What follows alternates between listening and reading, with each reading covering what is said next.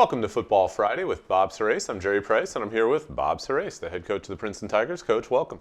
Way to fill in, Jerry. I got fired. I gave mine 1 week. It wasn't good enough, so you're stepping up. This is my first time doing this. I've never been on a set looking into a camera. I'm not sure if I'm looking in the camera, looking at you, so we'll try and work our way through this. Some of us are better on radio than television. You know, the two of us are much better on radio, but they'll suffer through it today. Radio's easy. You put your feet up. Nobody even knows, So let's start with your shirt, the Role Model 52 shirt. Eric LeGrand, the former Rutgers player who was injured in the game and has been in a wheelchair since, and very impressive guy. I've seen him speak before he came and met with your guys. Yeah, he spoke to our team, and you talk about impressive, and we all go through different things in life, and there's ups, downs, there's adversity, and his passion, his attitude, it's all the things in the message you want to convey when you're hit with something as tragic as he was hit with. And his positivity was amazing. It resonated with our players. And as it's National Disabilities Awareness Month, he was doing some things to raise money. And Princeton's all about service and about supporting causes. And this is something that our team and our coaches rally around. His attitude is tremendous. I had never met him, or I knew his story, and then I heard him speak here once before, and you just can't help but be inspired by somebody like that. Yeah, he captured the audience, and it's great to have a relationship with him afterwards, and knowing what he's doing and the good that he's doing, and turning something that really is horrible and could easily be something where his life goes a different direction. Instead, he's changing other people's lives and making a difference. What do you want your guys to take away from that? They're going to go through a lot, and you're going to go through a lot in life, and it's not always going to be positive. You're going to have setbacks. You're going to have, hopefully nothing as horrific as he had to go through, but you have to be able to handle them. You have to have the correct attitude, mindset, and at the end of the day, you can make a difference. It doesn't matter where you're from, what your background is, what your set of circumstances are. You can make a difference. So we are into November now, November 1st. You have a game tonight at Cornell, and team is 6-0. It's won 16 straight. A lot to play for over the next 4 weeks. I think where we start with this conversation is being November 1st. It puts you 5 days away from the 150th anniversary of the first college football game. This season has been about a celebration of that event and Princeton's role in it, the Princeton-Rutgers game back on November 6th, 1869. But it's always sort of been something that's, okay, it's part of what we're doing, but it's kind of down the road. Now that it's here, it's 5 days away, and all these celebrations are really going to kick into high gear. Is it something that you think about at all, or are you just too focused on the tasks at hand? Yeah, we're the team and the preparation, everything's towards the game at hand, and it's versus Cornell. There's nothing else that we're really talking about or focused on when we're in meetings, when we're on the practice field. It's complete 100% focus against the opponent. This week it's Cornell and the preparation we have to do. But when we have events like the 1969 team came back, champions, were on the field Saturday. Yeah, they came to practice, and the more we can let our players understand the history, the tradition, that part of this, you play competitive athletics, and you play at a place, Division I like Princeton, and the support and the people that are with you and have made such an impact because they went through and played football or did something else.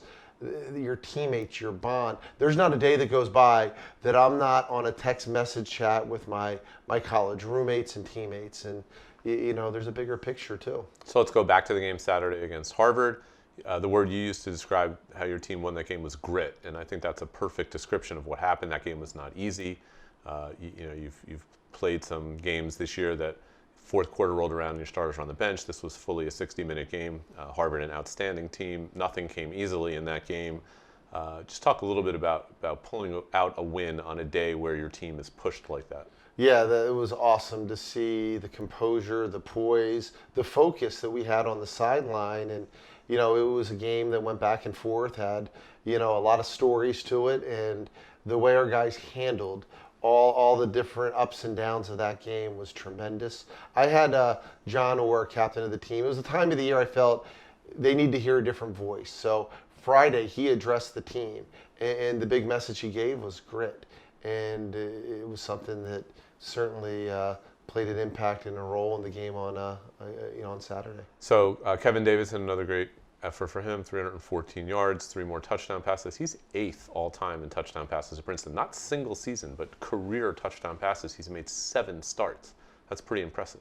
Yeah, he's taken advantage of every opportunity, his leadership, his ability. He's doing everything the right way, and he's having fun. I meet with him every week, and it's just fun to see development. And we've seen it with players at all different positions. The quarterback position is the most visible one that you have on a team, and to see his development, to see the way he's playing, the skill he's playing with, the leadership he's showing, and it's a third down. He has the composure to get out of the pocket with some trash he had to get over and everything else. He had to manipulate the pocket, and then as a guy hits him, he puts the ball perfectly. Dylan Classy makes an amazing catch and gives us a 9-point lead in a 2-score game late in the game. So we talk about the biggest difference in that game, I think, was the 3 interceptions. And the biggest of the 3, I think, was the second one, Daniel Beard. You just had you're down at the half, consecutive drives. You go for it on 4th down in Harvard territory. Both times don't get the first down. Now Harvard has the lead, the ball, the momentum. And the first play back, Beard makes this great play where he tips the ball to himself, catches it, cradles it before it hits the ground. And then next play, it's Davidson to Edey for a 31-yard touchdown. Sort of the turning point of the game. Beard has been tremendous all season, especially for a guy who's stepped into more of a role than you probably envisioned. You mentioned John Orr. That's his spot, presumably. Yeah, so Daniel came to us. He was a Sam linebacker, and our Sam linebacker is Jeremiah Tyler, who's just been exceptional. Tremendous. Yeah, and so Daniel's one of the best athletes we have. So trying to figure out how we can get him on the field more, our plan was to have him back up 2 of our best players, Johnny and JT. And when Johnny went down, we had to fill that role with Daniel, and he's gotten better every week. His communication skill, his ability to read plays, that was an exceptional athletic play. That was credit Daniel on an amazing play. But I think that you're right. That was a big turning point, and we've been really good on those short yardage plays, and we're unsuccessful. And for him to step up in that situation was huge. So now the next test is the game at Cornell. Never an easy trip up to Ithaca. Friday night makes it a short week, makes it changes the logistics of a lot of things. Cornell with momentum. They just beat Brown 37-35. If you saw the game-winning field goal, perhaps reminded you of the game 2 years ago on Powers Field, where the same kicker, Nicholas Null from Cornell, kicks a field goal in the last minute that gave Cornell a win over Princeton. What do you see from the Big Red? Yeah, every game they've played has been a battle. They're playing Yale. They're up 10-3. And they have a turnover, leads to a touchdown, ties the game. And, really that was the turning point in that game. But that was an even game. Their Harvard game, it is an even game. If not, Cornell played a little better other than 2 block punts. The Brown game comes down to the very end. The Colgate game comes down to the very end. They're battle tested. They are a physical team. They've had a lot of newness in their offensive line. Their offensive line is as good, or if not better, than any we've played.